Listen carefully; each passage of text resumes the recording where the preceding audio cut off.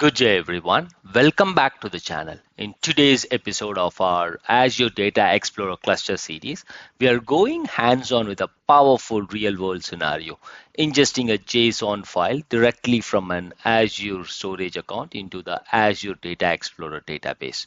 This is going to be a complete step-by-step walkthrough. So whether you are new to ADX or just want a quick refresher, you are in the right place. We will start by preparing the JSON file, placing it in Azure Storage, setting up the ingestion mapping, and then verifying the data has landed in our clusters. This process is not only useful for analytics, but also key in building scalable data solutions on Azure. If you find this video helpful, make sure to give it a like. It really helps out the channel. And don't forget to subscribe so you never miss an update in this Azure Data Explorer cluster series. Let's get started. I'm going to use this particular JSON file this time, the customer.json. What I'll do is I will first put this JSON file, upload it in a storage account. Yeah. So if you see here, I'll be using this particular storage account for this demo. Let's go to the container and then let's create a container called AEDX. Yeah. And then let's click on create.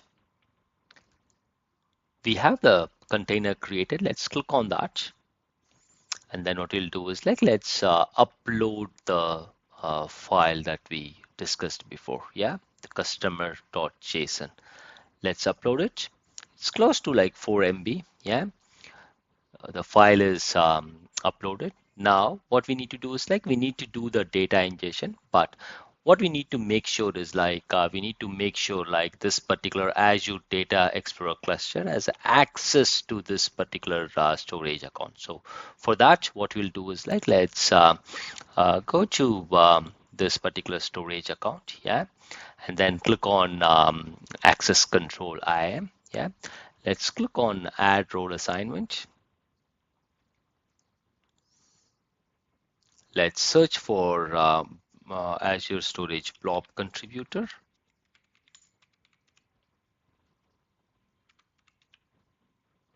So let's select that and then let's click on next. And then what I'm going to do is I'm going to use the user group or service principal. Let's click on select members and I will select the required Azure Data Explorer cluster. So in my case, it is JB, AEDB, XDB. So let me select that and then let's create it. Okay, once the access is provided, what we can do is we can head back to our overview section in the Azure Data Explorer cluster, and then let's click on data ingestion. Yeah, let's click on that.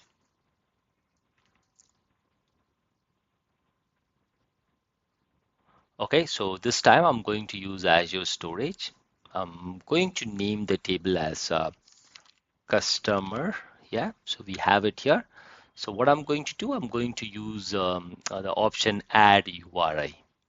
I'll be creating this URI in this format. Yeah. So first what I'm going to do, I'm going to head back to my storage account. Yeah. And then what we'll do is let's go to the container here and then click on that particular container and get the required details from there. Let's click on our required container here. Yeah. And then what I'll do is I will go to the properties here. Okay. So I will copy this particular information. Yeah. And we know that the container name is AEDX. Yep. And if you see here, we have the storage account name as well as the container. Okay. So now what we will have to do is if you look at the information here, we have the container as well already. Yeah. Now we need to get the file name. Yeah. So let's go to the overview and then it is customer.json. So let's put that information. And then for this video, I'm going to use the shared access token. Let's generate it. I'm not worried about the start and expiry because as soon as the video is completed, I won't be using this particular key anymore. So let's copy that, yeah, and then let's put that in the token section. Yeah, just remember to have this question mark here. So let's copy this and then let's head to our ingestion here. And then what I'll do is like I will paste that information that I've copied, yeah, and then click on this plus here, and then let's see what happens. So if you see here, it as soon as I added the required details, it is showing the storage account name and then the container name and then the exact file. Yeah. So let's click on next. And if you see here, it has taken up the required data. So let's click on finish. So the create table and mapping is completed and data queuing is also completed. So right now the ingestion is going on. Let's give it like another 10 seconds and I think it should be done. Okay, so the load is completed. Now let's click on close. And now what I'm going to do is like I'm going to click on new here and then let's try querying that particular table. So if you execute it, you can see that the data is successfully ingested. That's it for this video. Thanks for watching. Have a great day. Jai Hind.